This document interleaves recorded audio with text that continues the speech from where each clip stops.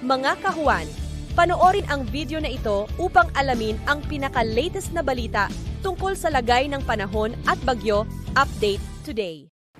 Unti-unti na humihina itong northeast monsoon natin at ito'y umiiral na lamang dito sa may Luzon at Visayas. Inaasahan natin magdatagal itong northeast monsoon sa bansa natin hanggang Wednesday at pagdating ng Thursday, inaasahan natin unti-unti na tayo makakaranas ng init at alinsangan.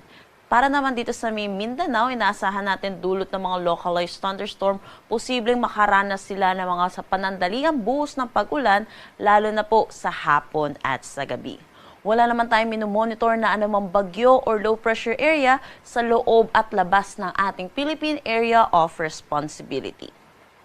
Para naman sa ating heat index kahapon, nakapagtala tayo ng 29 to 30 degrees Celsius dito sa may Metro Manila. At dito naman sa may Cotabato City, Maguindanao, ang pinakamataas po nating naitala with 39 degrees Celsius.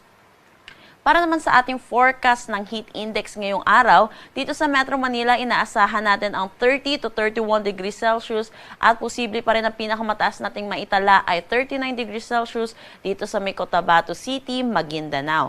Kung mapapansin po natin, medyo mabababa po yung heat index na itatala po natin, dulot pa rin ito na pagbugso nitong northeast monsoon.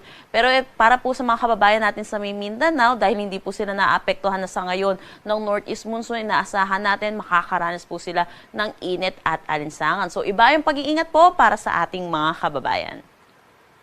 Wala na tayong nakataas na anumang gale warning sa anumang seaboards ng ating bansa.